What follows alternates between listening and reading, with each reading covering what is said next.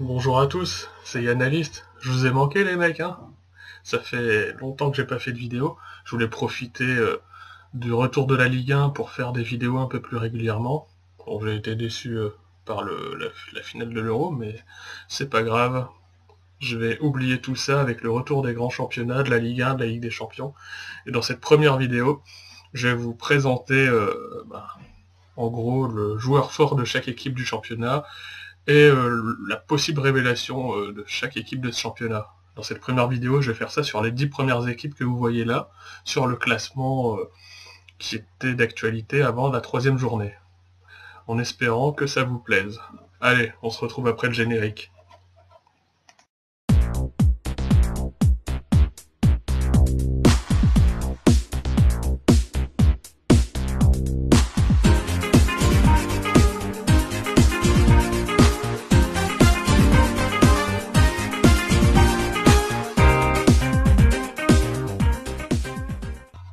Rebonjour à tous, c'est Yannalist.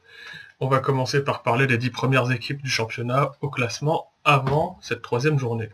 On va commencer par l'équipe lyonnaise qui a été restée sur 2 matchs très convaincants. Pour moi, l'atout numéro 1, le meilleur joueur de Lyon cette saison, ça sera Alexandre Lacazette. Ça fait plusieurs années de suite qu'il est meilleur buteur du club. Pour moi, c'est l'arme fatale, littéralement, de cet Olympique lyonnais. Et je pense qu'il va finir meilleur buteur du championnat. Je l'avance. Prenez les paris, je vous le dis aujourd'hui à la deuxième journée. Ensuite, pour ce qui est de la révélation de la saison lyonnaise, pour moi ça va être ce jeune joueur Maxwell Cornet, qu'on a déjà aperçu l'année dernière. Il fait ses matchs, très bon gaucher, qui a un bon pied droit, un bon ailier, il commence à se faire voir. Moi je pense que Maxwell Cornet ce sera la révélation de l'Olympique lyonnais cette année. Ensuite, on va passer au PSG. Le meilleur joueur pour moi ça va être Javier Pastore, meilleur joueur de Paris. Pourquoi Javier Pastore? C'est un très très bon meneur de jeu, un peu à l'ancienne, il me fait penser un peu à Lucho González à l'époque. Pas super rapide mais technique, bonne qualité de passe, bonne frappe. Pour moi, l'atout numéro 1 de Paris, le régulateur du jeu. Pour ce qui est de la révélation de la saison parisienne, moi je mise sur Hatem Ben Arfa. Je pense que il a beaucoup appris de ses erreurs du passé. Là, il se retrouve dans le plus grand club qu'il ait eu dans sa carrière. Je pense qu'il va se mettre au diapason et une fois qu'on aura Hatem Ben Arfa bien lancé, plus rien ne l'arrêtera. Et bon, ça à titre personnel, j'espère son retour en équipe de France parce qu'un dribbleur fou comme ça, pour moi, on peut pas s'en passer. Ensuite, on va passer à l'OGC Nice. Pour moi, le meilleur joueur de la saison de l'OGC Nice, ça va être Jean-Michel Seri. Bon milieu de terrain, bonne qualité de passe, bon joueur de coup franc, meneur de jeu un peu de poche. Moi j'adore ce type de joueur. Je pense que Jean-Michel Seri sera le meilleur joueur de l'OGC Nice. Ensuite, bon, dédicace à tous les Lensois qui me regardent. Moi je pense que la révélation de cette saison côté Nice, ça va être le jeune Willan Cyprien. On l'avait déjà aperçu en Ligue 1 il y a 2 ans avec Lens. Certains clubs étaient déjà dessus, il n'était pas parti de Lens. Moi je pense que Willan Cyprien, ça va être un très très bon joueur cette saison. Donc je mets une pièce sur lui. Ensuite, on passe au TFC, Toulouse. Toulouse, une équipe faite pour faire la Ligue des Champions. Bon, j'exagère, mais disons qu'ils ont des très très bonnes individualités, même si Wissam Ben Yedder est parti. Moi, je pense que le meilleur joueur de Toulouse, et je pense qu'il va finir meilleur buteur de Toulouse, ce sera Martin Braithwaite. Un attaquant complet, bon jeu de tête, bonne qualité technique. Là, il a déjà marqué quelques buts depuis le début de la saison. Moi, je le vois bien, Martin Braithwaite. Ensuite, pour la révélation de la saison, j'ai pensé à Issa Diop. Et en effet, il a été un des piliers des moins de 19. Et Issa Diop, c'est un grand défenseur costaud, bon joueur de tête. Pour moi, ça va être lui la révélation de la saison toulousaine.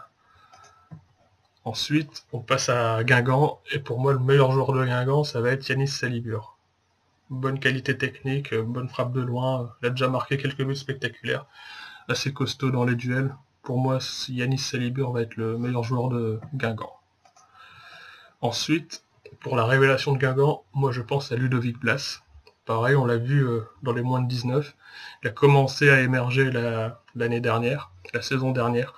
C'est un bon ailier, bon gaucher, bonne qualité technique. Moi je le vois bien figurer cette année.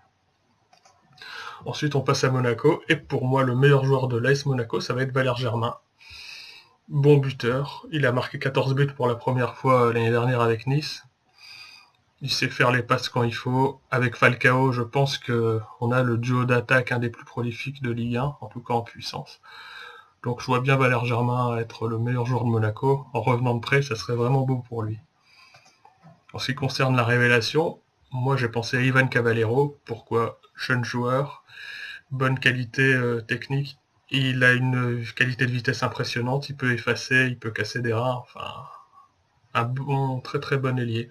Bon, je pense que devant le but, il doit encore parfaire sa technique, mais pour créer des décalages, il peut être très très très intéressant. Ensuite, on va passer à Bastia. Et moi, Bastia, je vois Mehdi Mostefa comme meilleur joueur de Bastia. Pourquoi? Mehdi Mostefa, c'est un joueur dur dans les duels, bon milieu défensif, polyvalent. Il a déjà joué arrière droit avec l'équipe d'Algérie. Donc je pense que Mostefa va être le meilleur joueur de Bastia. Pour ce qui est de la révélation, moi je vois bien Enzo Crivelli, jeune attaquant prêté par Bordeaux. Il a déjà marqué un but cette saison.